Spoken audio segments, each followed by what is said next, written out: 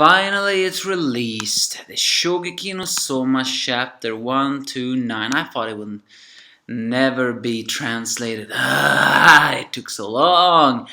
The smug on Kuga's face is gone. At least for now. And it's... yeah. Crush him. Soma, Megumi, and Subaru?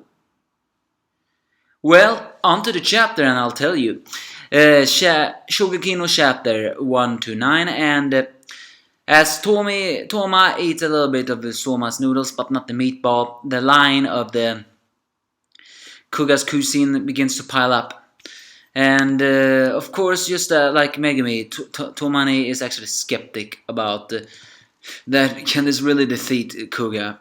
Not to mention that all his staff saying that this is just a bluffing. Kuga is of course a little bit concerned, although he doesn't really show it that much. Tomani says that it should be impossible to do it like that, seeing that he thinks the booth appearance and dishes are overwhelming as they're flawless. But Soma says to completely satisfy all your customers is tough even for a pro with more than a decade of experience. And seeing to the fact that even though Kuga is an elite 10, he's still not a grown-up man that has experienced these sort of things. Makes it all the more apparent that his restaurant is not completely flawless. And for once we actually see his faults. One of the faults is the old-timers can't wait forever. The second fault is you need to eat very fast. Granted, nowadays everyone eats fast. Hell, I eat very, very, very fast. But still, 20 minutes and just finishing hot, spicy dishes, that's almost impossible, mind you. I mean, when you're eating extremely spicy food, you usually need to take your time, seeing that it's so, well, spicy.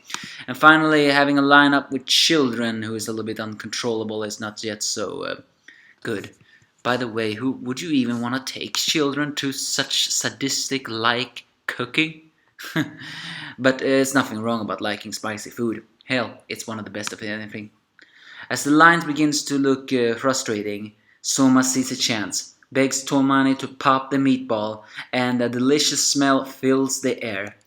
And according to Tomani, he sees the moon, which is what the idea that Soma had when he saw the moon. The meatball is full of some kind of curry sauce that is filling the noodles, giving it even more taste that of course strips Tomani, even though I gotta say that is actually more disturbing than funny. And it's a new, very extremely good Chinese dish. Soma mentions he made a soup out of beef bones by boiling it and added many curry spices in order to create the moon's identity. He then mixed curry dashing with gelatin and wrapped it with meatballs and used for hujabin and cooked them. Then he called them Yukihara's revamped second dish, the time-fused mapu curry noodles. I gotta say though, here I'm a little bit angry with him. He doesn't mention Megumi at all in that cooking. He better be grateful for her. He better. Seeing that this is Soma, I would be surprised if he did not thank her. Alright, as the people in line actually smells everything, half of them goes to Soma's line.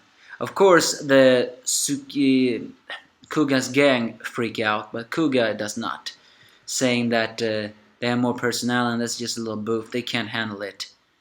It is then that Mimisaka appears. You remember that mysterious hand? A lot of us was guessing. I thought it was Rindo. Another one guessed that it was Subaru. I didn't think it was Subaru because of the hand. Turns out it was Subaru. Subaru Mimisaka is helping Soma because he doesn't have a booth. Seeing that Soma is so friendly with everyone, what the hell not? And also, it actually makes sense. Mimisaka is someone who copies someone a very lot, meaning he has his perfect trace. So by matching Soma's cooking style, just like Soma, he has a chance. So Soma lended him his key and he went to Yukihara where he practiced. Of course, the other girl that just looks just like Megumi, although a little bit different, freaked out when she saw Mimisaka. But no, Subaru. With that, that Subaru says the exact same line. I have 10 more experience than you, senpai. With that, they begin to cook and seemingly have the upper hand.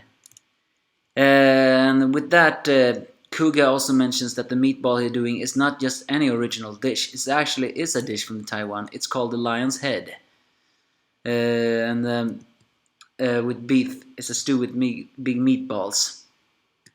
And with that, Soma is no longer the little kitten who's challenging the lion. No, it is lion versus lion. And now, this smile on Kuga's face is no more. Yes! Crush him, Soma! But I can't help but think. It was, what was it? Was it 2 days left? It wouldn't surprise me if something is gonna be in Soma's way. You remember Aisin, or however you say his name. He didn't have a booth, but he said he was planning something. Wouldn't surprise me if he just showed up just like that to steal all the customers of Koga and Soma. To steal Koga's customers just to mess with him, but to steal Soma's customers just because, well, you know, he has a grudge against Soma. But if that's not happening, now's the question though. What's gonna happen? Can now Soma surpass Kuga in this? At least now they are equals. Equal in this fighting. Things are getting really interesting and I cannot wait for the duel. Subaru picking up here was actually a bit of a surprise. I mean, I did not like the guy when he was a jerk-ass, but after Soma showed him some kindness, I have to say, yeah, okay, I'm giving him a chance. So do give me your thoughts, if you have any.